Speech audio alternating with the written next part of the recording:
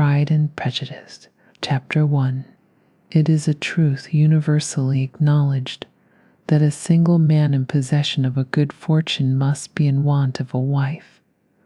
However little known the feelings or views of such a man may be on his first entering a neighborhood, this truth is so well fixed in the minds of the surrounding families that he is considered as the rightful property of some one or other of their daughters.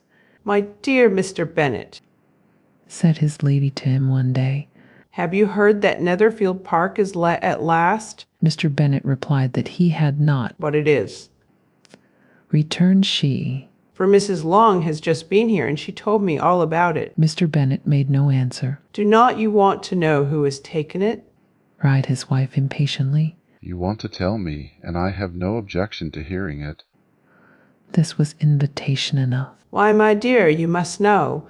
Mrs. Long says that Netherfield is taken by a young man of large fortune from the north of England, that he came down on Monday in a chaise and four to see the place, and was so much delighted with it that he agreed with Mr. Morris immediately that he is to take possession before Michaelmas, and some of his servants are to be in the house by the end of next week." "What is his name?" "Bingley." "Is he married or single?" "Oh, single, my dear, to be sure. A single man of large fortune, 4,000 or 5,000 a year. What a fine thing for our girls." "How so? How can it affect them?" "My dear Mr. Bennet," replied his wife, "how can you be so tiresome? You must know that I is thinking of his marrying one of them." "Is that his design in settling here?" "Design? Nonsense! How can you talk so?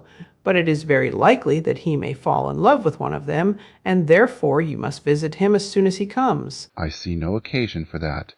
You and the girls, you may send them by themselves, which perhaps will be still better, for as you are as handsome as any of them, Mr. Bingley might like you the best of the party." "My dear, you flatter me. I certainly have had my share of beauty, but I do not pretend to be anything extraordinary now. When a woman has 5 grown-up daughters, she ought to give over thinking of her own beauty." "In such cases, a woman has not often much beauty to think of." "But, my dear, you must indeed go and see Mr. Bingley when he comes into the neighborhood." "It is more than I engage for, I assure you." "But consider your daughters. Only think what an establishment it would be for one of them. Sir William and Lady Lucas are determined to go merely on that account, for in general, you know, they visit no newcomers.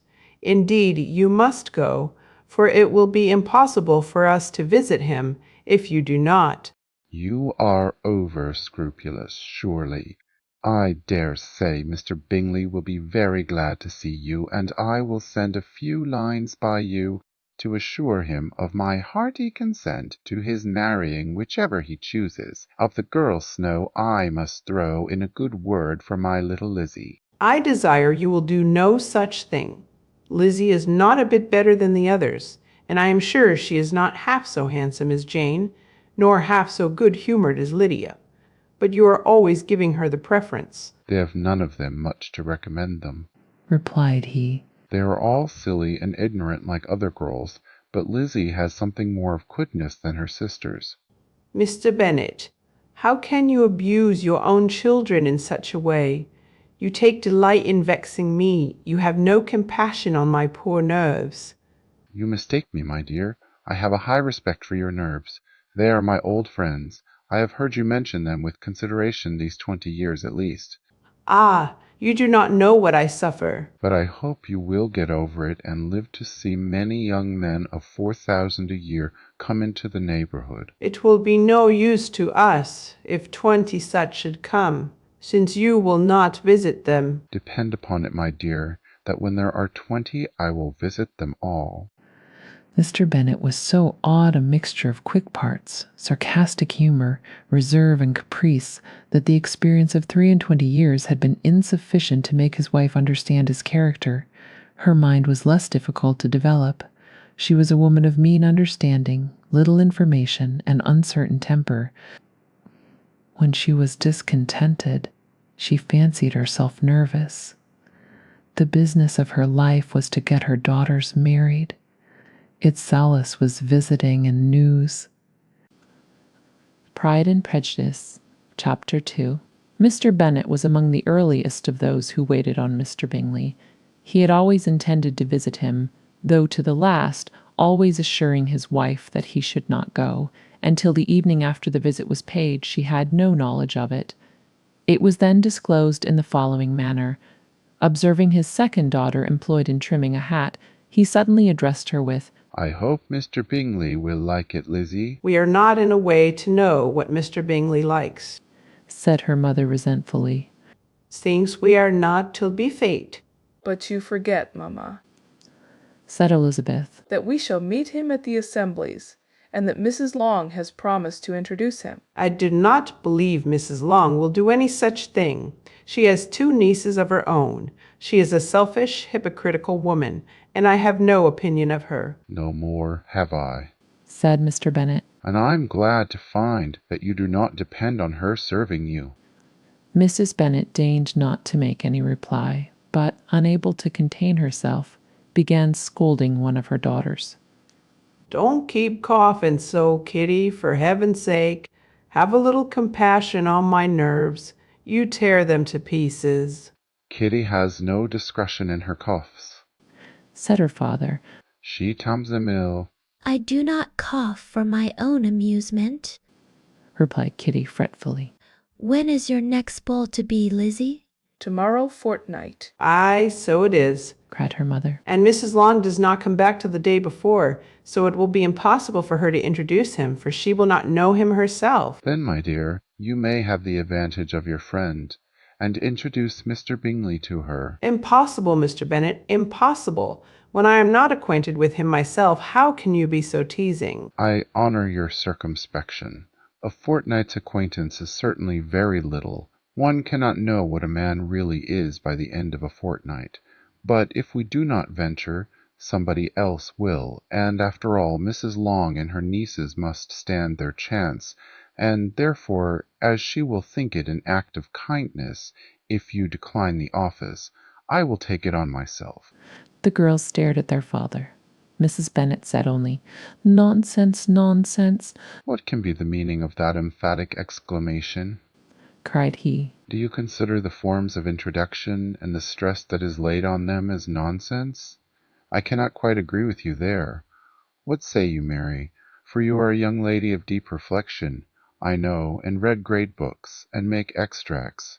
Mary wished to say something very sensible, but knew not how. "While Mary is adjusting her ideas," he continued, "let us return to Mr. Bingley." I am sick of Mr. Bingley. cried his wife. "I am sorry to hear that, but why did you not tell me so before? If I had known as much this morning, I certainly would not have called on him. It is very unlucky, but as I have actually paid the visit, we cannot escape the acquaintance now." The astonishment of the ladies was just what he wished, that of Mrs. Bennet, perhaps surpassing the rest, though when the first tumult of joy was over, she began to declare that it was what she had expected all the while. How good it was in you, my dear Mr. Bennet. But I knew I should persuade you at last. I was sure you loved your girls too well to neglect such an acquaintance. Well, how pleased I am. And it is such a good joke, too, that you should have gone this morning and never said a word about it till now. "Now, Kitty, you may cough as much as you choose," said Mr. Bennet, and as he spoke he left the room, fatigued with the raptures of his wife. What an excellent father you have, girls, said she, when the door was shut. I do not know how you will ever make him amends for his kindness, or me either, for that matter. At our time of life, it is not so pleasant, I can tell you, to be making new acquaintances every day. But for your sakes we would do anything, Lydia, my love, though you are the youngest. I dare say Mr. Bingley will dance with you at the next ball. Ah, said Lydia stoutly. I am not afraid, for though I am the youngest, I'm the tallest. The rest of the evening was spent in conjecturing how soon he would return Mr. Bennet's visit, and determining when they should ask him to dinner. Pride and Prejudice, Chapter 3. Not all that Mrs. Bennet, however, with the assistance of her 5 daughters, could ask on the subject, was sufficient to draw from her husband any satisfactory description of Mr. Bingley. They attacked him in various ways with barefaced questions, ingenious suppositions, and distant surmises, but he eluded the skill of them all, and they were at last obliged to accept the second-hand intelligence of their neighbour, Lady Lucas. Her report was highly favourable. Sir William had been delighted with him. He was quite young, wonderfully handsome, extremely agreeable, and to crown the whole, he meant to be at the next assembly with a large party. Nothing could be more delightful. To be fond of dancing was a certain step towards falling in love, and very lively hopes of Mr. Bingley's heart were entertained. "If I can but see one of my daughters happily settled at Netherfield," said Mrs. Bennet to her husband, "and all the others equally well married, I shall have nothing to wish for." In a few days Mr. Bingley returned Mr. Bennet's visit, and sat about 10 minutes with him in his library. He had entertained hopes of being admitted to a sight of the young ladies, of whose beauty he had heard much, but he saw only the father. The ladies were somewhat more fortunate, for they had the advantage of ascertaining from an upper window that he wore a blue coat and rode a black horse. An invitation to dinner was soon afterwards dispatched, and already had Mrs. Bennet planned the courses that were to do credit to her housekeeping, when an answer arrived which deferred it all. Mr. Bingley was obliged to be in town the following day, and consequently unable to accept the honour of their invitation, etc. Mrs. Bennet was quite disconcerted. She could not imagine what business he could have in town so soon after his arrival in Hertfordshire, and she began to fear that he might always be flying about from one place to another, and never settled at Netherfield as he ought to be. Lady Lucas quieted her fears a little by starting the idea of his being gone to London only to get a large party for the ball, and a report soon followed that Mr. Rowley, Bingley, was to bring 12 ladies and 7 gentlemen with him to the assembly. The girls grieved over such a number of ladies, but were comforted the day before the ball by hearing that, instead of 12, he had brought only 6 with him from London, his 5 sisters and a cousin, and when the party entered the assembly room, it consisted of only 5 altogether. Bingley, his 2 sisters, the husband of the eldest, and another young man. Mr. Bingley was good-looking and gentlemanlike. He had a pleasant countenance and easy, unaffected manners. His sisters were fine women, with an air of decided fashion. His brother-in-law, Mr. Hurst, merely looked the gentleman, but his friend, Mr. Darcy, soon drew the attention of the room by his fine, tall person, handsome features, noble mien, and the report which was in general circulation within 5 minutes after his entrance, of his having 10,000 a year. The gentleman pronounced him to be a fine figure of a man. The ladies declared he was much handsomer than Mr. Bingley, and he was looked at with great admiration for about half the evening, till his manners gave a disgust which turned the tide of his popularity, for he was discovered to be proud to be above his company and above being pleased, and not all his large estate in Derbyshire could save him from having a most forbidding, disagreeable countenance. Mr. Bingley had soon made himself acquainted with all the principal people in the room. He was lively and unreserved, danced every dance, was angry that the ball closed so early, and talked of giving one himself in Netherfield. Such amiable qualities must speak for themselves. What a contrast between him and his friend! Mr. Darcy danced only once with Mrs. Darcy, Hurst and once with Miss Bingley, declined being introduced to any other lady, and spent the rest of the evening in walking about the room, speaking occasionally to one of his own party. His character was decided. He was the proudest, most disagreeable man in the world, and everybody hoped that he would never come there again. Amongst the most violent against him was Mrs. Bennet, whose dislike of his general behaviour was sharpened into particular resentment by his having slighted one of her daughters. Elizabeth Bennet had been obliged, by the scarcity of gentlemen, to sit down for 2 dances, and during part of that time Mr. Darcy had been standing near enough for her to overhear a conversation between him and Mr. Bingley, who came from the dance for a few minutes to press his friend to join it. "Come, Darcy," said he. I must have you dance. I hate to see you standing about by yourself in this stupid manner. You had much better dance. I certainly shall not. You know how I detest it, unless I am particularly acquainted with my partner. At such an assembly as this, it would be insupportable. Your sisters are engaged, and there is not another woman in the room whom it would not be a punishment to me to stand up with. I would not be so fastidious as you are, cried Bingley. For a kingdom, upon my honor, I never met with so many pleasant girls in my life as I have this evening, and there are several of them, you see, uncommonly pretty. You are dancing with the only handsome girl in the room, said Mr. Darcy, looking at the eldest Miss Bennet. Oh, she is the most beautiful creature I ever beheld, but there is one of her sisters sitting down just behind you, who is very pretty, and I dare say very agreeable. Do let me ask my partner to introduce you. Which do you mean? And turning round, he looked for a moment at Elizabeth, till, catching her eye, he withdrew his own and coldly said, She is tolerable, but not handsome enough to tempt me, and I am in no humor at present to give consequence to young ladies who are slighted by other men. You had better return to your partner and enjoy her smiles, for you are wasting your time with me. Mr. Bingley followed his advice. Mr. Darcy walked off, and Elizabeth remained with no very cordial feelings towards him. She told the story, however, with great spirit among her friends, for she had a lively, playful disposition which delighted in anything ridiculous. The evening altogether passed off pleasantly to the whole family. Mrs. Bennet had seen her eldest daughter much admired by the Netherfield party. Mr. Bingley had danced with her twice, and she had been distinguished by his sisters. Jane was as much gratified by this as her mother could be, though in a quieter way Elizabeth felt Jane's pleasure. Mary had heard herself mentioned to Miss Bingley as the most accomplished girl in the neighbourhood, and Catherine and Lydia had been fortunate enough to be never without partners, which is all they had yet learnt to care for at a ball. On the next day they returned, therefore, in good spirits to Longbourn, the village where they lived and of which they were the principal inhabitants. They found Mr. Bennet still up with a book. He was regardless of time, and on the present occasion he had a good deal of curiosity as to the event of an evening which had raised splendid expectations.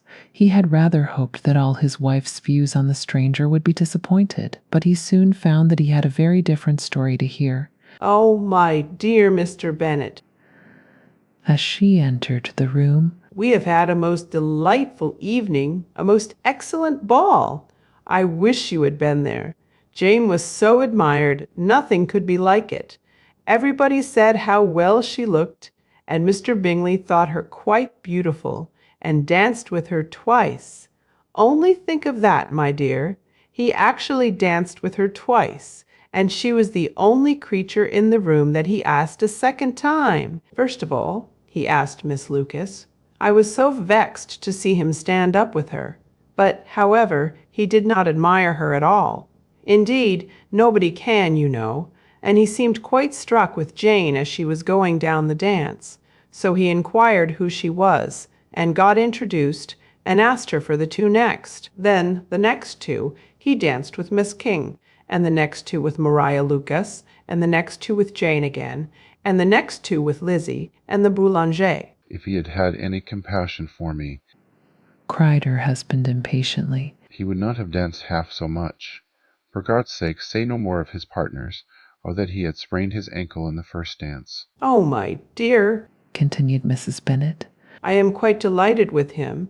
He is so excessively handsome, and his sisters are charming women. I never in my life saw anything more elegant than their dresses. I dare say the lace upon Mrs. Hurst's gown. Here she was interrupted again. Mr. Bennet protested against any description of finery. She was therefore obliged to seek another branch of the subject, and related with much bitterness of spirit and some exaggeration the shocking rudeness of Mr. Darcy. But I can assure you, she added, that Lizzie does not lose much by not suiting his fancy, for he is a most disagreeable, horrid man, not at all worth pleasing, so high and so conceited that there was no enduring him. He walked here and he walked there, fancying himself so very great, not handsome enough to dance with. I wish you had been there, my dear, to have given him one of your set-downs. I quite detest the man. Pride and Prejudice. Chapter 4. When Jane and Elizabeth were alone, the former, who had been cautious in her praise of Mr. Bingley before, expressed to her sister how very much she admired him. "He is just what a young man ought to be," said she. "sensible, good-humored, lively, and I never saw such happy manners, so much ease, with such perfect good breeding." He is also handsome, replied Elizabeth, which a young man ought likewise to be if he possibly can. His character is thereby complete. I was very much flattered by his asking me to dance a second time. I did not expect such a compliment. Did not you? I did for you. But that is one great difference between us. Compliments always take you by surprise, and me never. What could be more natural than his asking you again? He could not help seeing that you were about 5 times as pretty as every other woman in the room. No thanks to his gallantry for that. Well, he certainly is very agreeable, and I give you leave to like him.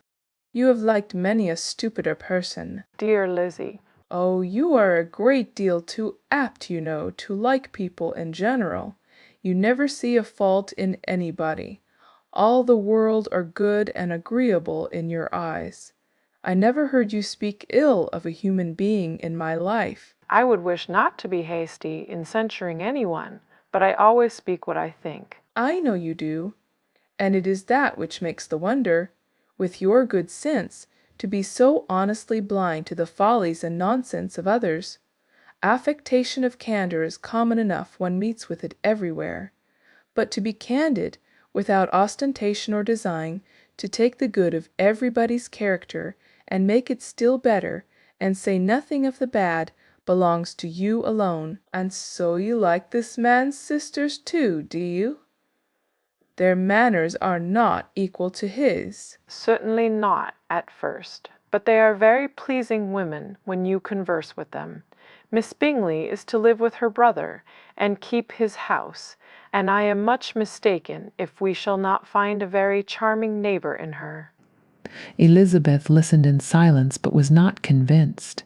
Their behavior at the assembly had not been calculated to please in general, and with more quickness of observation and less pliancy of temper than her sister, and with a judgment too unassailed by any attention to herself, she was very little disposed to approve them. They were, in fact, very fine ladies, not deficient in good humour when they were pleased, nor in the power of being agreeable where they chose it, but proud and conceited. They were rather handsome, had been educated in one of the first private seminaries in town, had a fortune of 20,000 pounds, were in the habit of spending more than they ought, and of associating with people of rank, and were therefore, in every respect, entitled to think well of themselves and meanly of others. They were of a respectable family in the north of England, a circumstance more deeply impressed on their memories than that their brother's fortune and their own had been acquired by trade.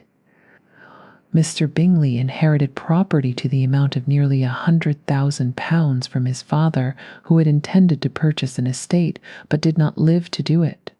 Mr. Bingley intended it likewise, and sometimes made choice of his county, but as he was now provided with a good house and the liberty of a manor, it was doubtful to many of those who best knew the easiness of his temper whether he might not spend the remainder of his days at Netherfield, and leave the next generation to purchase. His sisters were very anxious for his having an estate of his own, but though he was now established only as a tenant, Miss Bingley was by no means unwilling to preside at his table, nor was Mrs. Hurst, who had married a man of more fashion than fortune, less disposed to consider his house as her home when it suited her. Bingley had not been of age 2 years when he was tempted by an accidental recommendation to look at Netherfield House. He did look at it, and into it for half an hour, was pleased with the situation in the principal rooms, satisfied with what the owner said in its praise, and took it immediately. Between him and Darcy there was a very steady friendship. In spite of a great opposition of character, Bingley was endeared to Darcy by the easiness, openness, and ductility of his temper, though no disposition could offer a greater contrast to his own, and though with his own he never appeared dissatisfied. On the strength of Darcy's regard, Bingley had the firmest reliance, and of his judgment the highest opinion. In understanding, Darcy was the superior. Bingley was by no means deficient, but Darcy was clever. He was at the same time haughty, reserved, and fastidious, and his manners, though well-bred, were not inviting. In that respect his friend had greatly the advantage. Bingley was sure of being liked wherever he appeared. Darcy was continually giving offence. The manner in which they spoke of the Meryton assembly was sufficiently characteristic. Bingley had never met with pleasanter people or prettier girls in his life. Everybody had been most kind and attentive to him. There had been no formality, no stiffness. He had soon felt acquainted with all the room, and as to Miss Bennet, he could not conceive an angel more beautiful. Darcy, on the contrary, had seen a collection of people in whom there was little beauty and no fashion, for none of whom he had felt the smallest interest, and from none received either attention or pleasure. Miss Bennet he acknowledged to be pretty, but she smiled too much. Mrs. Hurst and her sister allowed it to be so, but still they admired her and liked her, and pronounced her to be a sweet girl, and one whom they should not object to know more of. Miss Bennet was therefore established as a sweet girl, and their brother felt authorized by such commendation to think of her as he chose. Pride and Prejudice. Chapter 5. Within a short walk of Longbourn lived a family with whom the Bennets were particularly intimate. Sir William Lucas had been formerly in trade in Meryton, where he had made a tolerable fortune, and risen to the honour of knighthood by an address to the king during his mayoralty. The distinction had, perhaps, been felt too strongly. It had given him a disgust to his business and to his residence in a small market town, and quitting them both, he had removed with his family to a house about a mile from Meryton, denominated from that period Lucas Lodge, where he could think with pleasure of his own importance, and unshackled by business, occupy himself solely in being civil to all the world. For though elated by his rank, it did not render him supercilious. On the contrary, he was all attention to everybody, by nature inoffensive, friendly, and obliging. His presentation at St. James's had made him courteous. Lady Lucas was a very good kind of woman, not too clever to be a valuable neighbour to Mrs. Bennet. They had several children, the eldest of them, a sensible, intelligent young woman, about 27, was Elizabeth's intimate friend. That the Miss Lucases and the Miss Bennets should meet to talk over a ball was absolutely necessary, and the morning after the assembly brought the former to Longbourn to hear and to communicate. You began the evening well, Charlotte, said Mrs. Bennet with simple self-command. To Miss Lucas, you were Mr. Bingley's first choice. Yes, but he seemed to like his second better. Oh, you mean Jane, I suppose, because he danced with her twice. To be sure, that did seem as if he admired her. Indeed, I rather believe he did. I heard something about it, but I hardly know what. Something about Mr. Robinson. Perhaps you mean what I overheard between him and Mr. Robinson. Did not I mention it to you? Mr. Robinson's asking him how he liked our Meryton assemblies, and whether he did not think there were a great many pretty women in the room, and which he thought the prettiest. And his answering immediately to the last question, "Oh, the eldest Miss Bennet. Beyond a doubt. There cannot be two opinions on that point." Upon my word. Well, that was very decided indeed. That does seem as if, but however, it may all come to nothing, you know. My overhearings were more to the purpose than yours, Eliza, said Charlotte. Mr. Darcy is not so well worth listening to as his friend, is he? Poor Eliza, to be only just tolerable. I beg you will not put it into Lizzie's head to be vexed by his ill treatment, for he is such a disagreeable man that it would be quite a misfortune to be liked by him. Mrs. Long told me last night that he sat close to her for half an hour without once opening his lips. Are you quite sure, ma'am? Is not there a little mistake? I certainly saw Mr. Darcy speaking to her. Aye, because she asked him at last how he liked Netherfield, and he could not help answering her, but she said he seemed very angry at being spoke to. Miss Bingley told me, said Jane, that he never speaks much unless among his intimate acquaintance. With them he is remarkably agreeable. I do not believe a word of it, my dear. If he had been so very agreeable, he would have talked to Mrs. Long, but I can guess how it was everybody says that he is eat up with pride. And I dare say he had heard somehow that Mrs. Long does not keep a carriage, and had to come to the ball in a hack chaise. I do not mind his not talking to Mrs. Long, said Miss Lucas, but I wish he had danced with Eliza. Another time, Lizzie, said her mother. I would not dance with him if I were you. I believe, ma'am, I may safely promise you never to dance with him. His pride, said Miss Lucas, does not offend me so much as pride often does, because there is an excuse for it. One cannot wonder that so very fine a young man, with family, fortune, everything in his favor, should think highly of himself. If I may so express it, he has a right to be proud. That is very true, replied Elizabeth, and I could easily forgive his pride if he had not mortified mine. Pride, observed Mary, who piqued herself upon the solidity of her reflections, is a very common failing, I believe. By all that I have ever read, I am convinced that it is very common indeed that human nature is particularly prone to it, and that there are very few of us who do not cherish a feeling of self-complacency on the score of some quality or other, real or imaginary. Vanity and pride are different things, though the words are often used synonymously. A person may be proud without being vain. Pride relates more to our opinion of ourselves, vanity to what we would have others think of us. If I were as rich as Mr. Darcy, cried a young Lucas who came with his sisters, I should not care how proud I was. I would keep a pack of foxhounds and drink a bottle of wine every day. Then you would drink a great deal more than you ought, said Mrs. Bennet. And if I were to see you at it, I should take away your bottle directly. The boy protested that she should not. She continued to declare that she would, and the argument ended only with the visit. Pride and Prejudice, Chapter 6. The ladies of Longbourn soon waited on those of Netherfield. The visit was returned in due form. Miss Bennet's pleasing manners grew on the goodwill of Mrs. Hurst and Miss Bingley, and though the mother was found to be intolerable and the younger sisters not worth speaking to, a wish of being better acquainted with them was expressed towards the two eldest. By Jane this attention was received with the greatest pleasure, but Elizabeth still saw superciliousness in their treatment of everybody, hardly excepting even her sister, and could not like them, though their kindness to Jane, such as it was, had a value as arising in all probability from the influence of their brother's admiration.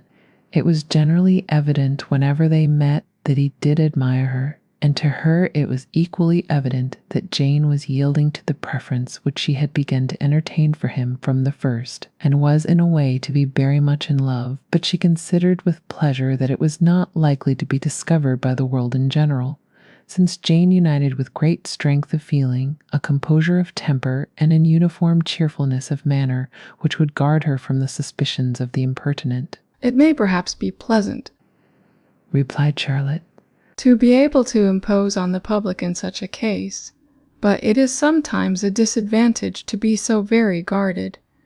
If a woman conceals her affection with the same skill from the object of it, she may lose the opportunity of fixing him, and it will then be but poor consolation to believe the world equally in the dark. There is so much of gratitude or vanity in almost every attachment, that it is not safe to leave any to itself.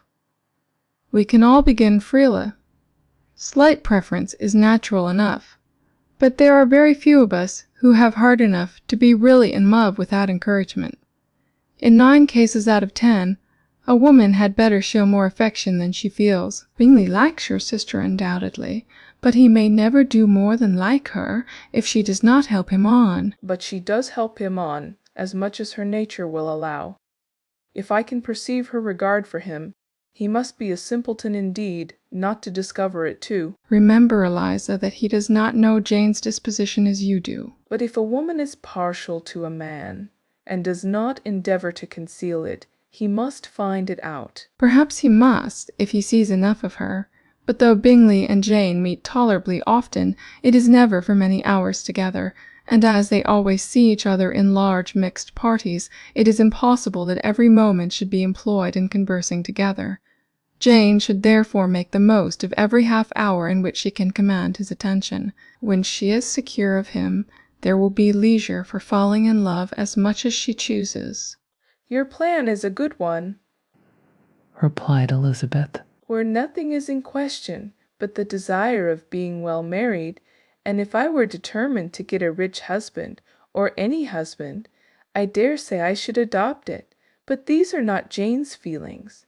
She is not acting by design. As yet, she cannot even be certain of the degree of her own regard, nor of its reasonableness.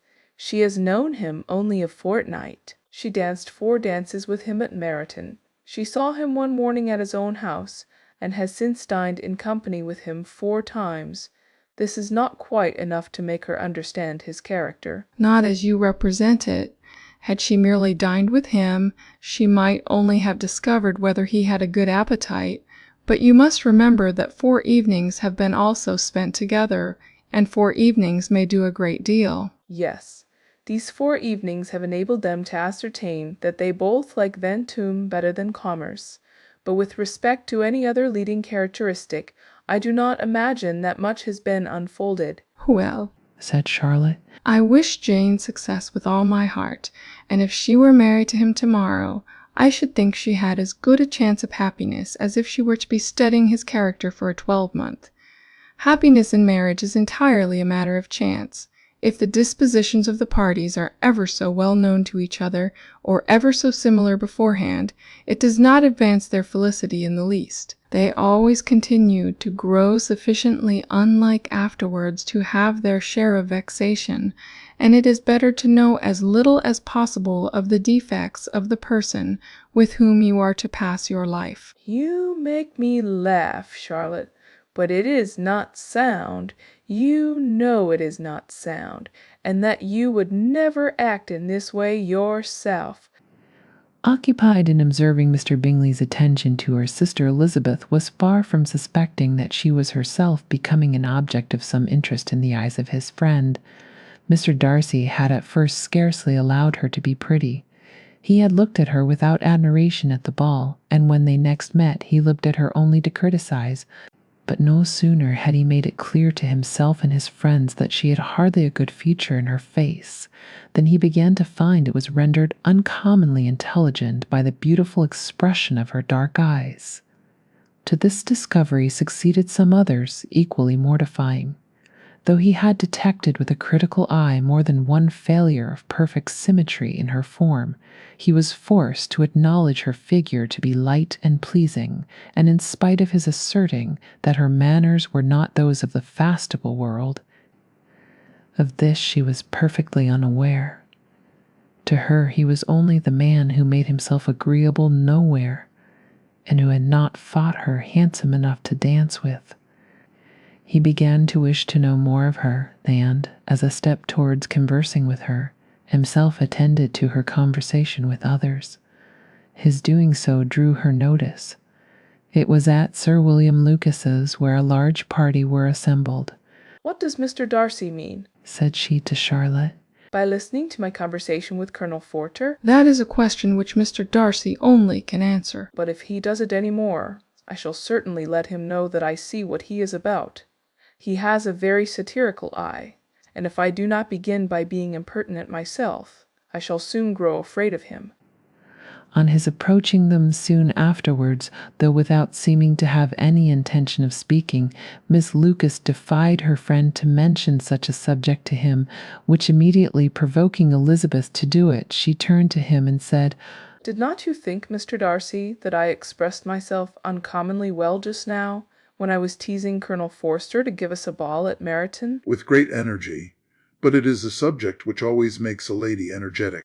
"You are severe on us."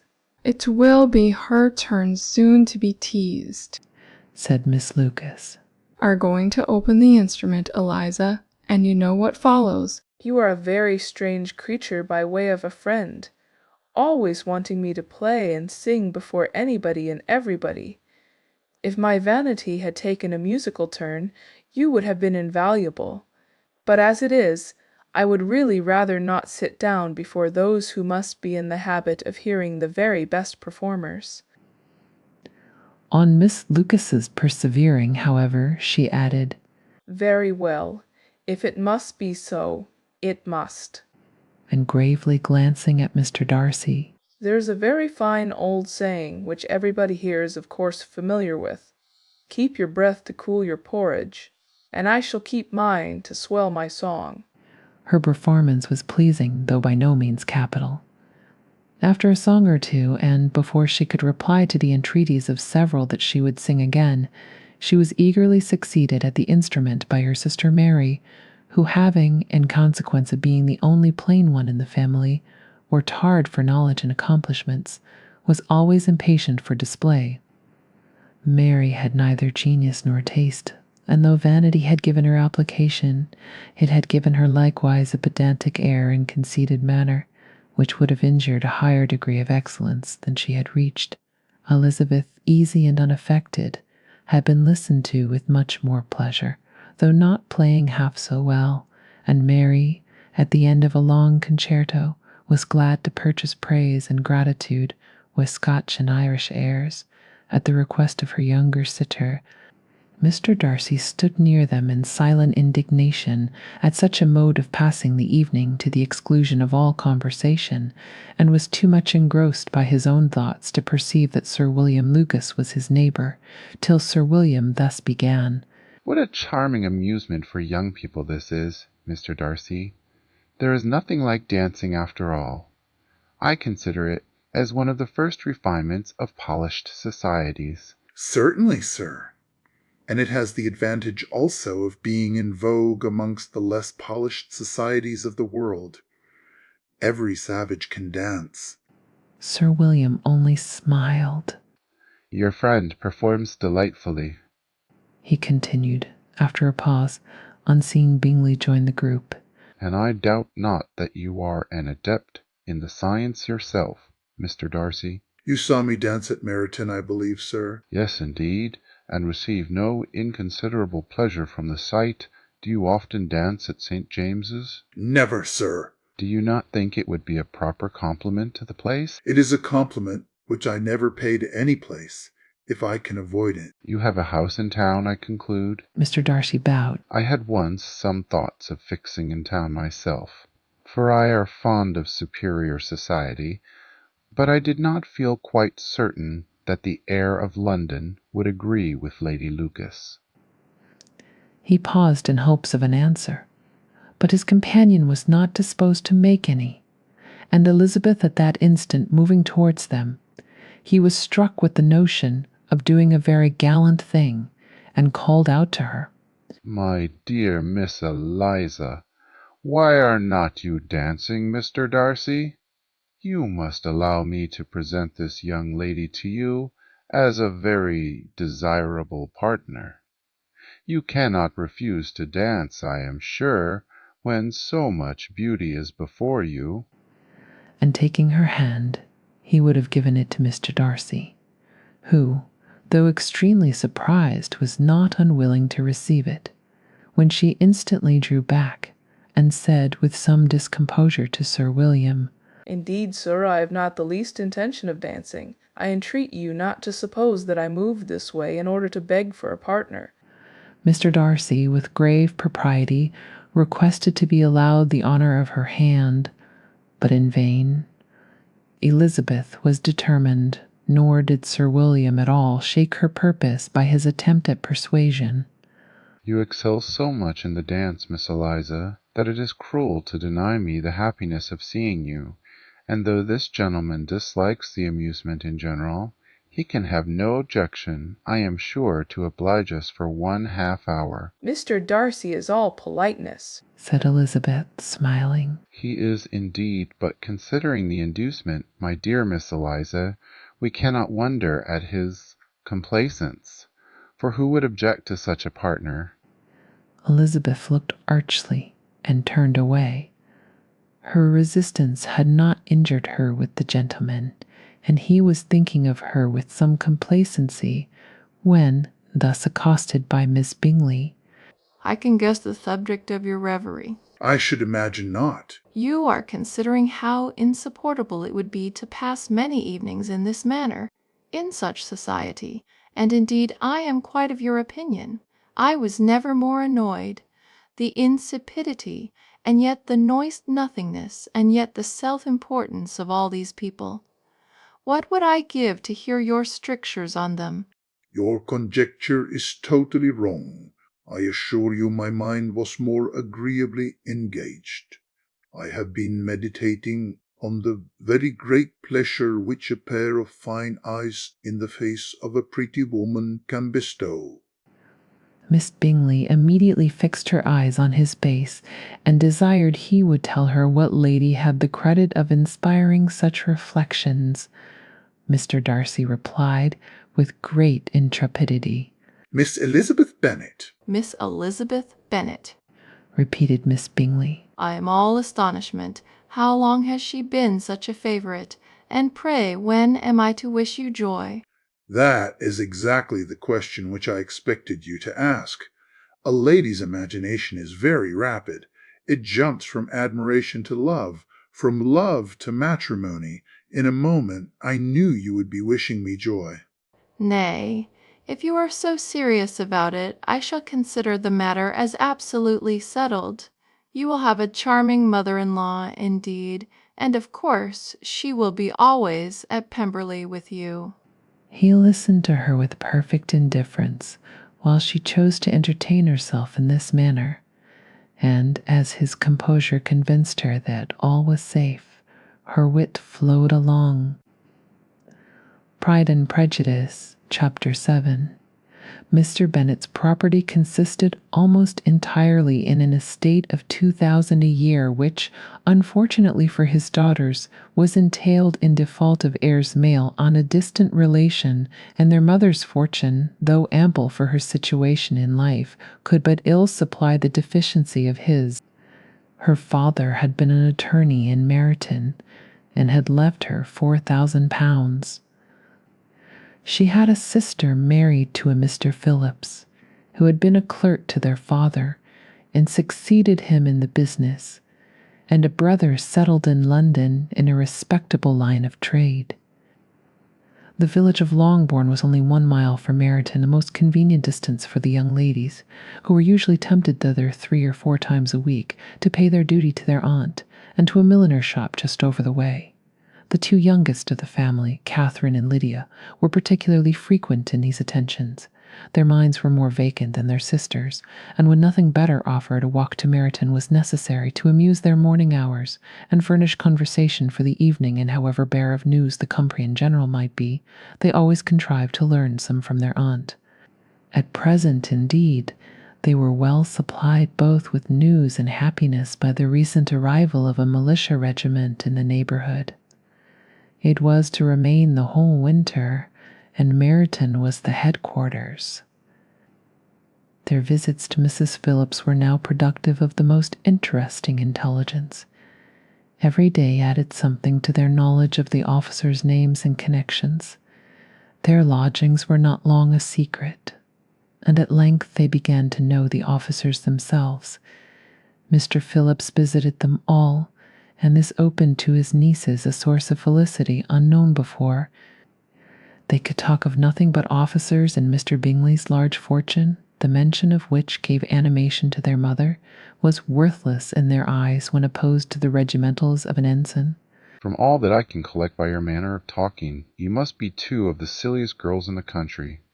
I have suspected it some time, but I am now convinced. Catherine was disconcerted and made no answer, but Lydia, with perfect indifference, continued to express her admiration of Captain Carter and her hope of seeing him in the course of the day, as he was going the next morning to London. I am astonished, my dear, said Mrs. Bennet, that you should be so ready to think your own children silly. If I wish to think slightingly of anybody's children, it should not be of my own, however. If my children are silly, I must hope to be always sensible of it. Yes, but as it happens, they are all of them very clever. This is the only point, I flatter myself, on which we do not agree. I had hoped that our sentiments coincided in every particular, but I must so far differ from you as to think our two youngest daughters uncommonly foolish. My dear Mr. Bennet, you must not expect such girls to have the sense of their father and mother when they get to our age. I dare say they will not think about officers any more than we do. I remember the time when I liked a red coat myself very well, and indeed so I do still at my heart. And if a smart young colonel with 5,000 or 6,000 a year should want one of my girls, I shall not say nay to him, and I thought Colonel Forster. Mamma, cried Lydia. my aunt says that Colonel Forster and Captain Carter do not go so often to Miss Watson's as they did when they first came. She sees them now very often standing in Clark's library. Mrs. Bennet was prevented replying by the entrance of the footman with a note for Miss Bennet. It came from Netherfield, and the servant waited for an answer. Mrs. Bennet's eyes sparkled with pleasure, and she was eagerly calling out while her daughter read. Well, Jane, who is it from? What is it about? What does he say? Well, Jane, make haste and tell us. Make haste, my love. It is from Miss Bingley. Said Jane, and then read it aloud. My dear friend, if you're not so compassionate as to dine today with Louisa and me, we shall be in danger of hating each other for the rest of our lives, for whole days tete-tete between two women can never end without a quarrel. Come as soon as you can on the receipt of this. My brother and the gentlemen are to dine with the officers. Yours ever, Caroline Bingley. With the officers, cried Lydia. I wonder my aunt did not tell us of that. Dining out, said Mrs. Bennet. That is very unlucky. Can I have a carriage? Said Jane. No, my dear, you had better go on horseback, because it seems likely to rain, and then you must stay all night. That would be a good scheme, said Elizabeth, if you were sure that they would not offer to send her home. Oh, but the gentleman will have Mr. Bingley's chaise to go to Meryton, and the Hursts have no horses to theirs. I had much rather go in the coach. But, my dear, your father cannot spare the horses. I am sure they are wanted in the farm, Mr. Bennet, are not they? They are wanted in the farm much oftener than I can get them. But if you have got them today, said Elizabeth, my mother's purpose will be answered. She did at last extort from her father an acknowledgment that the horses were engaged. Jane was therefore obliged to go on horseback, and her mother attended her to the door with many cheerful prognostics of a bad day. Her hopes were answered. Jane had not been gone long before it rained hard. Her sisters were uneasy for her, but her mother was delighted. The rain continued the whole evening without intermission. Jane certainly could not come back. This was a lucky idea of mine indeed, said Mrs. Bennet more than once, as if the credit of making it rain were all her own. Till the next morning, however, she was not aware of all the felicity of her contrivance. Breakfast was scarcely over when a servant from Netherfield brought the following note for Elizabeth. My dearest Lizzie, I find myself very unwell this morning, which I suppose is to be imputed to my getting wet through yesterday. My kind friends will not hear of my returning home till I am better. They insist also on my seeing Mr. Jonas. Therefore do not be alarmed if you should hear of his having been to me, and excepting a sore throat and a headache, there is not much the matter with me. Yours, etc. Well, my dear, said Mr. Bennet, when Elizabeth had read the note aloud, if your daughter should have a dangerous fit of illness, if she should die, would be a comfort to know that it was all in pursuit of Mr. Bingley and under your orders. Oh, I am not at all afraid of her dying. People do not die of little trifling colds. She will be taken good care of as long as she stays there. It is all very well. I would go and see her if I could have the carriage. Elizabeth, feeling really anxious, determined to go to her, though the carriage was not to be had, and as she was no horsewoman, walking was her only alternative. She declared her resolution. How can you be so silly? Cried her mother. As to think of such a thing in all this dirt.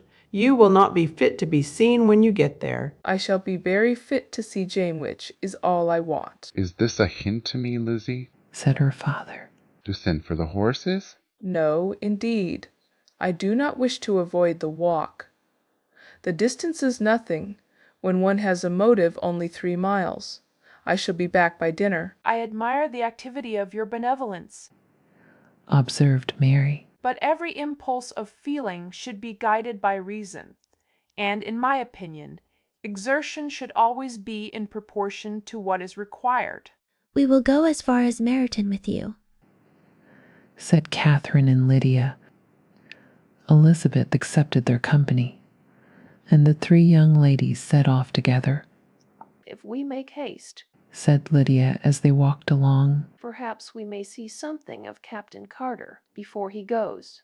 In Meryton they parted. The 2 youngest repaired to the lodgings of one of the officers' wives, and Elizabeth continued her walk alone, crossing field after field at a quick pace, jumping over stiles and springing over puddles with impatient activity, and finding herself at last within view of the house with weary ankles, dirty stockings, and a face glowing with the warmth of exercise. She was shown into the breakfast parlor, where all but Jane were assembled, and where her appearance created a great deal of surprise. That she should have walked 3 miles so early in the day in such dirty weather and by herself was almost incredible to Mrs. Hurst and Miss Bingley, and Elizabeth was convinced that they held her in contempt for it. She was received, however, very politely by them, and in their brother's manners there was something better than politeness. There was good humour and kindness. Mr. Darcy said very little, and Mr. Hurst nothing at all. The former was divided between admiration of the brilliancy which exercise had given to her complexion and doubt as to the occasions justifying her coming so far alone. The latter was thinking only of his breakfast. Her inquiries after her sister were not very favorably answered. Miss Bennet had slept ill, and though up was very feverish, and not well enough to leave her room. Elizabeth was glad to be taken to her immediately, and Jane, who had only been withheld by the fear of giving alarm or inconvenience, from expressing in her note how much she longed for such a visit, was delighted at her entrance. She was not equal, however, to much conversation, and when Miss Bingley left them together, could attempt little beside expressions of gratitude for the extraordinary kindness she was treated with. Elizabeth silently attended her. When breakfast was over, they were joined by the sisters, and Elizabeth began to like them herself. When she saw how much affection and solicitude they showed for Jane, the apothecary came, and having examined his patient, said, as might be supposed, that she had caught a violent cold, and that they must endeavour to get the better of it, advised her to return to bed, and promised her some draughts. The advice was followed readily, for the feverish symptoms increased and her head ached acutely. Elizabeth did not quit her room for a moment, nor were the other ladies often absent.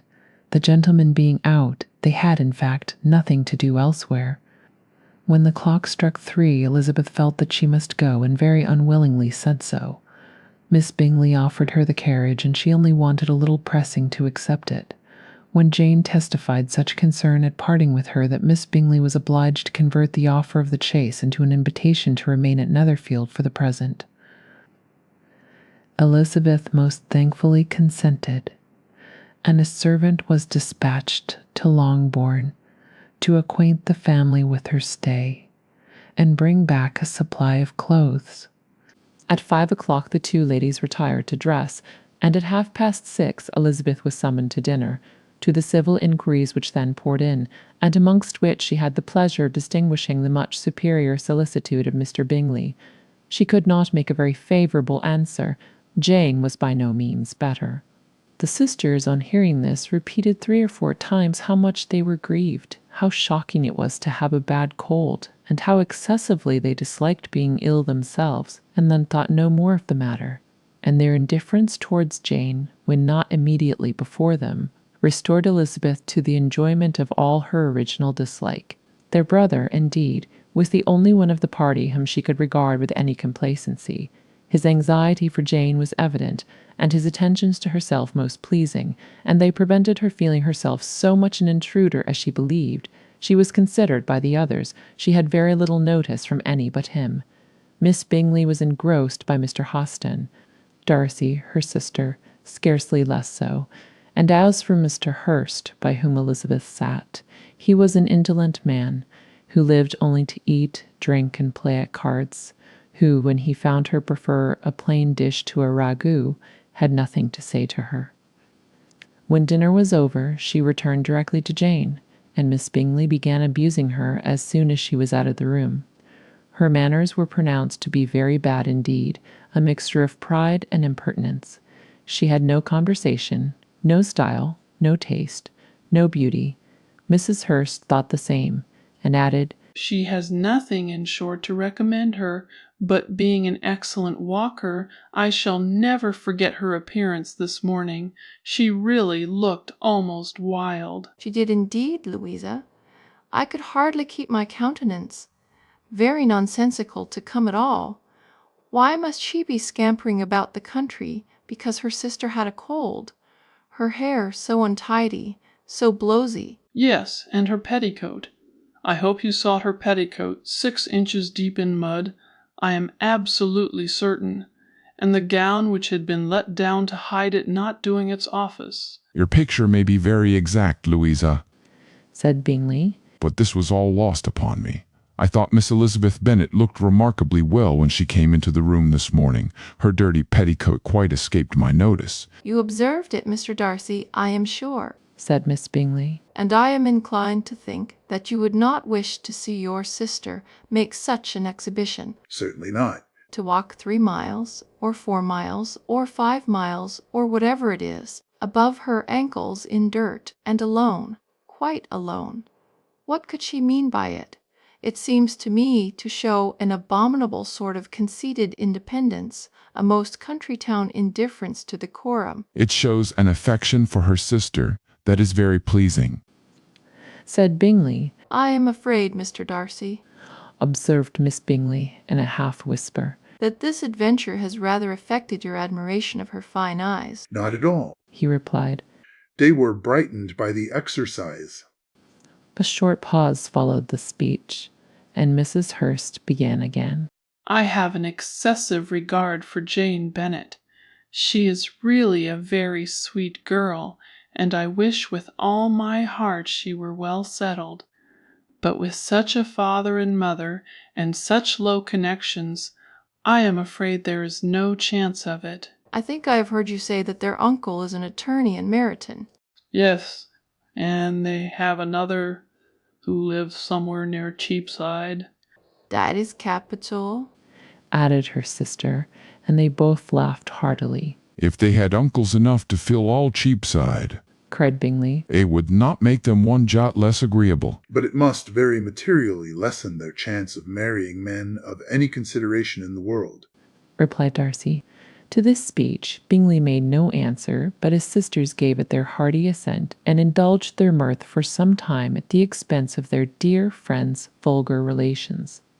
With a renewal of tenderness, however, they repaired to her room on leaving the dining-parlour, and sat with her till summoned to coffee. She was still very poorly, and Elizabeth would not quit her at all till late in the evening, when she had the comfort of seeing her asleep, and when it appeared to her rather right than pleasant that she should go downstairs herself.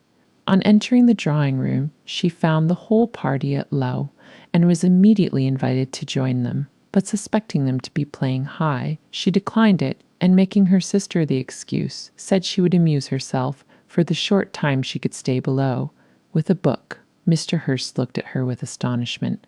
"Do you prefer reading to cards?" said he. "That is rather singular." Miss Eliza Bennet, said Miss Bingley, despises cards. She is a great reader, and has no pleasure in anything else. I deserve neither such praise nor such censure, cried Elizabeth. I am not a great reader, and I have pleasure in many things. In nursing your sister, I'm sure you have pleasure, said Bingley, and I hope it will soon be increased by seeing her quite well. Elizabeth thanked him from her heart, and then walked towards a table where a few books were lying. He immediately offered to fetch her others, all that his library afforded. And I wish my collection were larger for your benefit and my own credit. But I am an idle fellow, and though I have not many, I have more than I ever looked into. Elizabeth assured him that she could suit herself perfectly with those in the room. I am astonished, said Miss Bingley, that my father should have left so small a collection of books. What a delightful library you have at Pemberley, Mr. Darcy. It ought to be good, he replied. It has been the work of many generations. And then you have added so much to it yourself. You are always buying books. I cannot comprehend the neglect of a family library in such days as these. Neglect? I am sure you neglect nothing that can add to the beauties of that noble place. Charles, when you build your house, I wish it may be half as delightful as Pemberley. I wish it may. But I would really advise you to make your purchase in that neighborhood, and take Pemberley for a kind of model. There is not a finer county in England than Derbyshire. With all my heart, I will buy Pemberley itself, if Darcy will sell it. I am talking of possibilities, Charles. Upon my word, Caroline, I should think it more possible to get Pemberley by purchase than by imitation. Elizabeth was so much caught by what passed as to leave her very little attention for her book, and, soon laying it wholly aside, she drew near the cartable, and stationed herself between Mr. Bingley and his eldest sister, to observe the game. Is Miss Darcy much grown since the spring? said Miss Bingley. Will she be as tall as I am? I think she will. She is now about Miss Elizabeth Bennet's height, or rather taller. How I long to see her again. I never met with anybody who delighted me so much. Such a countenance, such manners, and so extremely accomplished for her age. Her performance on the pianoforte is exquisite. It is amazing to me, said Bingley, how young ladies can have patience to be so very accomplished as they all are. All young ladies accomplished? My dear Charles, what do you mean? Yes, all of them, I think. They all paint tables, cover screens, and net purses. I scarcely know anyone who cannot do all this, and I am sure I never heard a young lady spoken of for the first time without being informed that she was very accomplished. Your list of the common extent of accomplishments, said Darcy, has too much truth. The word is applied to many a woman who deserves it no otherwise than by netting a purse or covering a screen. But I am very far from agreeing with you in your estimation of ladies in general. I cannot boast of knowing more than half a dozen in the whole range of my acquaintance that are really accomplished. Nor I am sure, said Miss Bingley. Then, observed Elizabeth, you must comprehend a great deal in your idea of an accomplished woman. Yes, I do comprehend a great deal in it. Oh, certainly, cried his faithful assistant. No one can be really esteemed accomplished who does not greatly surpass what is usually met with. A woman must have a thorough knowledge of music, singing, drawing, dancing, and the modern languages to deserve the word, and besides all this, she must possess a certain something in her air and manner of walking, the tone of her voice, her address and expressions, or the word will be but half deserved. All this she must possess, added Darcy. and to all she must yet add something more substantial in the improvement of her mind by extensive reading. I am no longer surprised at your knowing only 6 accomplished women. I rather wonder now at your knowing any. Are you so severe upon your own sex as to doubt the possibility of all this? I never saw such a woman. I never saw such capacity and taste and application and elegance as you describe, united. Mrs. Hurst and Miss Bingley both cried out against the injustice of her implied doubt, and were both protesting that they knew many women who answered this description, when Mr. Hurst called them to order, with bitter complaints of their inattention to what was going forward. As all conversation was thereby at an end, Elizabeth soon afterwards left the room. Eliza Bennet, said Miss Bingley, when the door was closed on her, is one of those young ladies who seek to recommend themselves to the other sex by undervaluing their own and with many men. I dare say it succeeds, but in my opinion it is a paltry device, a very mean art. Undoubtedly, replied Darcy, to whom this remark was chiefly addressed. There is meanness in all the arts which ladies sometimes condescend to employ for captivation. Whatever bears affinity to cunning is despicable. Miss Bingley was not so entirely satisfied with this reply as to continue the subject. Elizabeth joined them again, only to say that her sister was worse, and that she could not leave her. Bingley urged Mr. Jones's being sent for immediately, while his sisters, convinced that no country advice could be of any service, recommended an express to town for one of the most eminent physicians.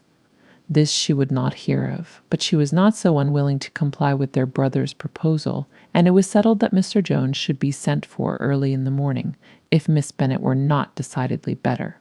Bingley was quite uncomfortable. His sisters declared that they were miserable.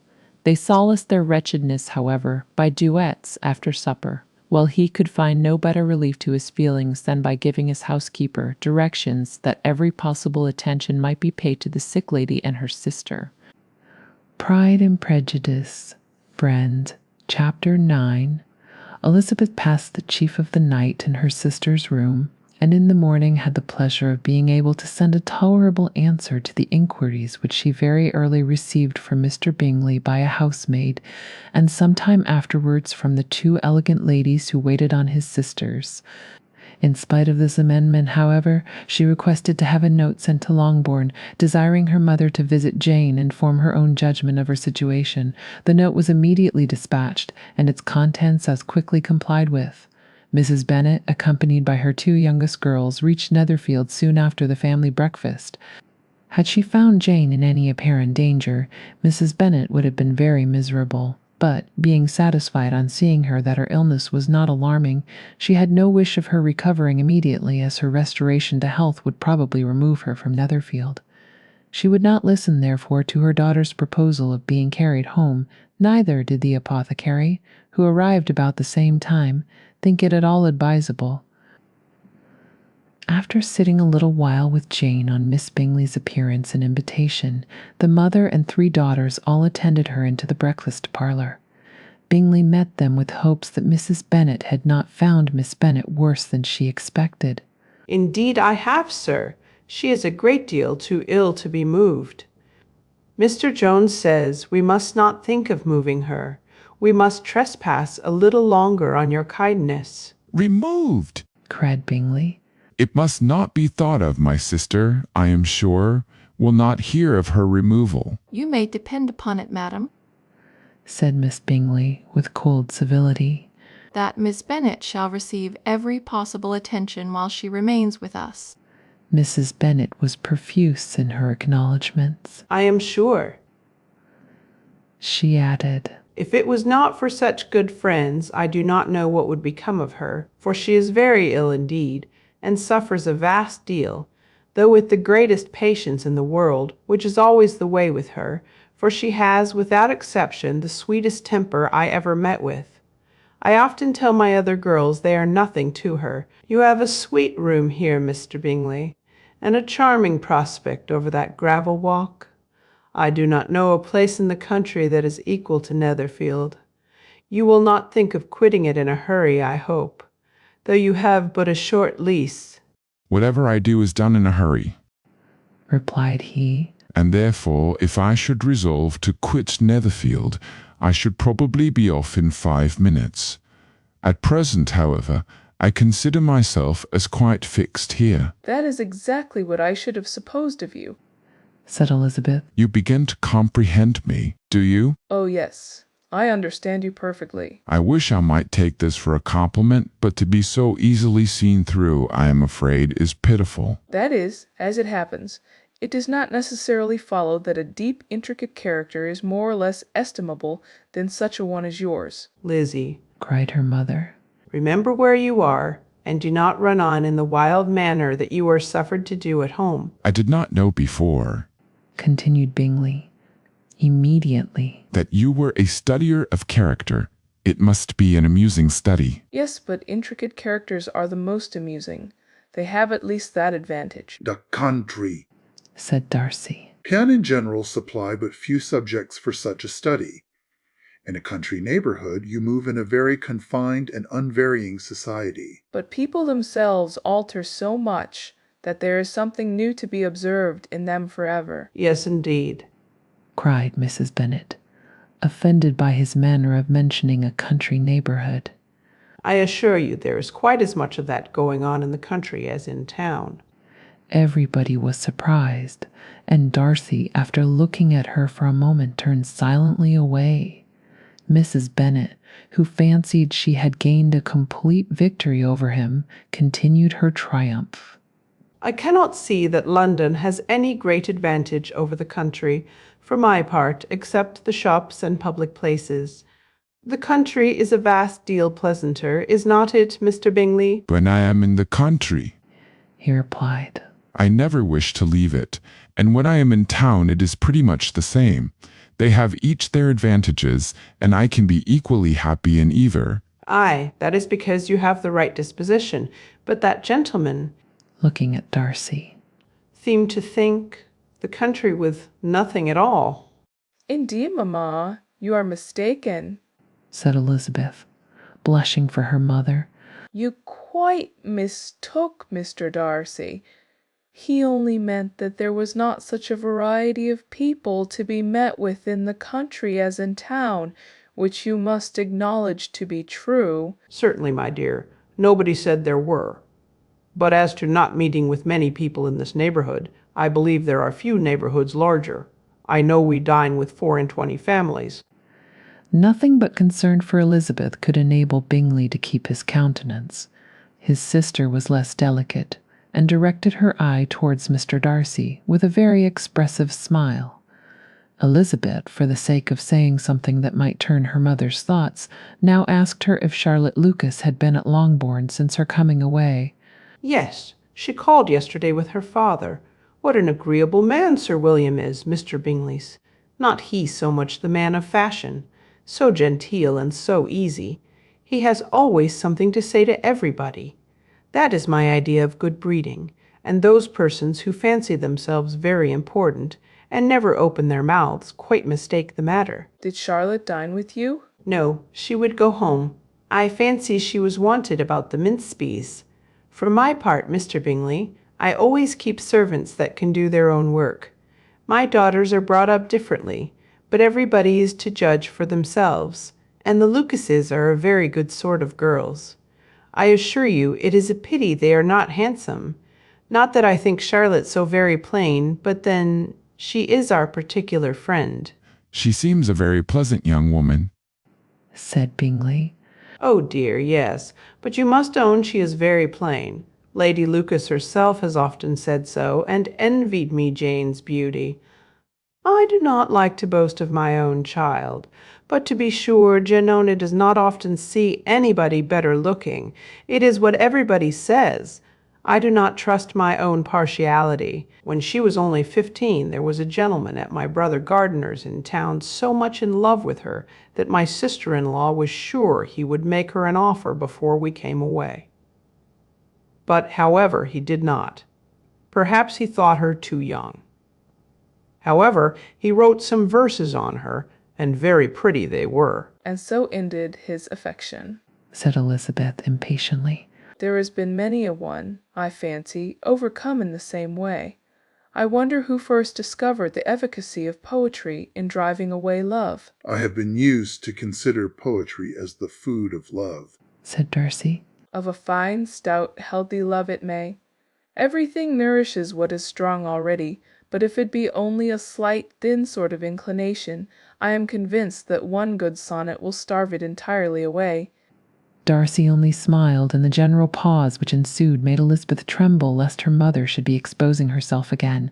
She longed to speak, but could think of nothing to say, and after a short silence Mrs. Bennet began repeating her thanks to Mr. Bingley for his kindness to Jane, with an apology for troubling him also with Lizzie. Mr.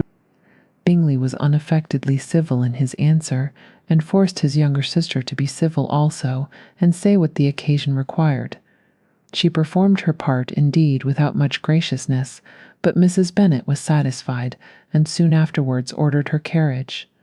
Upon this signal, the youngest of her daughters put herself forward. The two girls had been whispering to each other during the whole visit, and the result of it was that the youngest should tax Mr. Bingley with having promised on his first coming into the country to give a ball at Netherfield. Lydia was a stout, well-grown girl of 15, with a fine complexion and good-humored countenance, a favorite with her mother, whose affection had brought her into public at an early age. She had high animal spirits and a sort of natural self-consequence, which the attentions of the officers, to whom her uncle's good dinners and her own easy manners recommended her, had increased into assurance.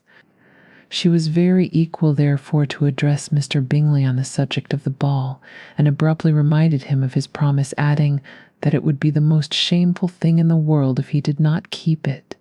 His answer to this sudden attack was delightful to her mother's ear. I am perfectly ready, I assure you, to keep my engagement, and when your sister is recovered, you shall, if you please, name the very day of the ball, but you would not wish to be dancing while she is ill. Lydia declared herself satisfied. Oh, yes, it would be much better to wait till Jane was well, and by that time, most likely, Captain Carter would be at Meryton again. And when you have given your ball, I shall insist on their giving one also. I shall tell Colonel Forster it will be quite a shame if he does not. Mrs. Bennet and her daughters then departed, and Elizabeth returned instantly to Jane, leaving her own and her relations' behavior to the remarks of the two ladies and Mr. Darcy, the latter of whom, however, could not be prevailed on to join in their censure of her, in spite of all Miss Bingley's witticisms on fine eyes.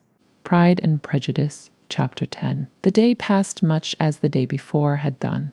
Mrs. Hurst and Miss Bingley had spent some hours of the morning with the invalid, who continued, though slowly, to mend, and in the evening Elizabeth joined their party in the drawing-room. The loo table, however, did not appear. Mr. Busco, Darcy was writing, and Miss Bingley, seated near him, was watching the progress of his letter, and repeatedly calling off his attention by messages to his sister. Mr. Hurst and Mr. Bingley were at piquet, and Mrs. Hurst was observing their game. Elizabeth took up some needlework, and was sufficiently amused in attending to what passed between Darcy and his companion. The perpetual commendations of the lady either on his handwriting, or on the evenness of his lines, or on the length of his letter, with the perfect unconcern with which her praises were received, formed a curious dialogue, and was exactly in unison with her opinion of each.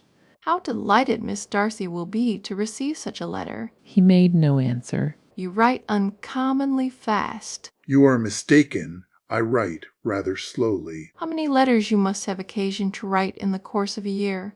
Letters of business, too. How odious I should think them. It is fortunate, then, that they fall to my lot instead of to yours. Pray tell your sister that I long to see her. I have already told her so once by your desire. I am afraid you do not like your pen. Let me mend it for you. I mend pens remarkably well.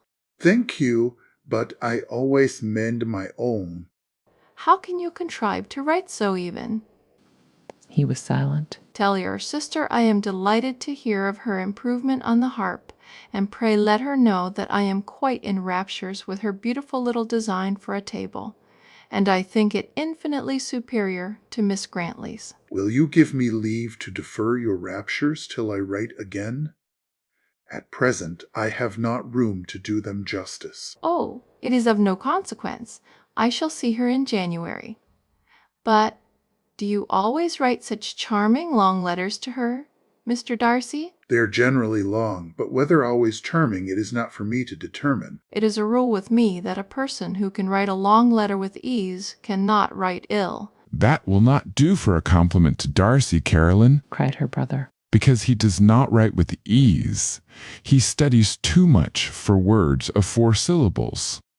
Do not you, Darcy? My style of writing is very different from yours. Oh, cried Miss Bingley. Charles writes in the most careless way imaginable. He leaves out half his words and blots the rest. My ideas flow so rapidly that I have not time to express them, by which means my letters sometimes convey no ideas at all to my correspondents. Your humility, Mr. Bingley, said Elizabeth, must disarm reproof. Nothing is more deceitful than the appearance of humility, said Darcy. It is often only carelessness of opinion, and sometimes an indirect boast.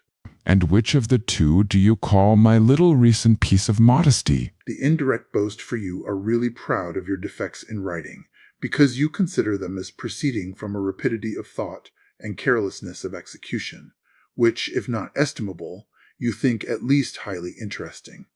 The power of doing anything with quickness is always much prized by the possessor, and often without any attention to the imperfection of the performance. When you told Mrs. Bennet this morning that if you ever resolved on quitting Netherfield you should be gone in 5 minutes, you meant it to be a sort of panegyric of compliment to yourself, and yet what is there so very laudable in a precipitance which must leave very necessary business undone, and can be of no real advantage to yourself or anyone else? Nay, cried Bingley, this is too much to remember at night all the foolish things that were said in the morning. And yet upon my honor I believed what I said of myself to be true, and I believe it at this moment. At least, therefore, I did not assume the character of needless precipitance merely to show off before the ladies. I dare say you believed it, but I am by no means convinced that you would be gone with such celerity. Your conduct would be quite as dependent on chance as that of any man I know, and if, as you were mounting your horse, a friend were to say, "Bingley, you had better stay till next week," come I in da probably do. You would probably not go, and at another word might stay a month. You have only proved by this, cried Elizabeth, that Mr. Bingley did not do justice to his own disposition.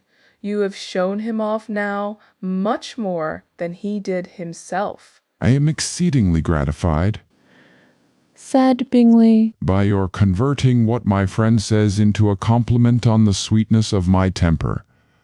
But I am afraid you are giving it a turn which that gentleman did by no means intend, for he would certainly think the better of me if, under such a circumstance, I were to give a flat denial, and ride off as fast as I could. Would Mr. Darcy then consider the rashness of your original intention as atoned for by your obstinacy in adhering to it? Upon my word, I cannot exactly explain the matter. Darcy must speak for himself. You expect me to account for opinions which you choose to call mine, but which I have never acknowledged.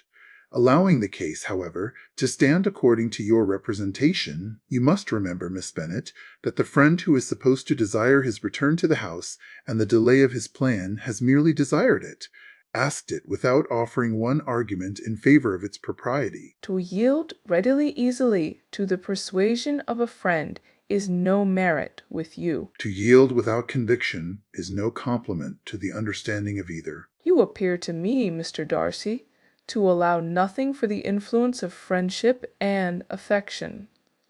A regard for the requester would often make one readily yield to a request, without waiting for arguments to reason one into it. I am not particularly speaking of such a case as you have supposed about Mr. Bingley. We may as well wait, perhaps, till the circumstance occurs, before we discuss the discretion of his behaviour thereupon. But in general and ordinary cases, between friend and friend, where one of them is desired by the other to change a resolution of no very great moment, should you think ill of that person for complying with the desire, without waiting to be argued into it? Will it not be advisable, before we proceed on this subject, to arrange with rather more precision the degree of importance which is to appertain to this request, as well as the degree of intimacy subsisting between the parties? By all means, cried Bingley. let us hear all the particulars, not forgetting their comparative height and size, for that will have more weight in the argument, Miss Bennet, than you may be aware of. I assure you that if Darcy were not such a great tall fellow, in comparison with myself, I should not pay him half so much deference. I declare I do not know a more awful object than Darcy on particular occasions, and in particular places, at his own house especially, and of a Sunday evening when he has nothing to do. Mr. Darcy smiled, but Elizabeth thought she could perceive that he was rather offended, and therefore checked her laugh. Miss Bingley warmly resented the indignity he had received in expostulation with her brother for talking such nonsense. I see your design, Bingley, said his friend. You dislike an argument, and want to silence this. Perhaps I do. Arguments are too much like disputes. If you and Miss Bennet will defer yours till I am out of the room, I shall be very thankful, and then you may say whatever you like of me. What you ask, said Elizabeth, is no sacrifice on my side, and Mr. Darcy had much better finish his letter. Mr. Darcy took her advice, and did finish his letter. When that business was over, he applied to Miss Bingley and Elizabeth for the indulgence of some music. Miss Bingley moved with alacrity to the pianoforte, and after a polite request that Elizabeth would lead the way, which the other as politely and more earnestly negatived, she seated herself.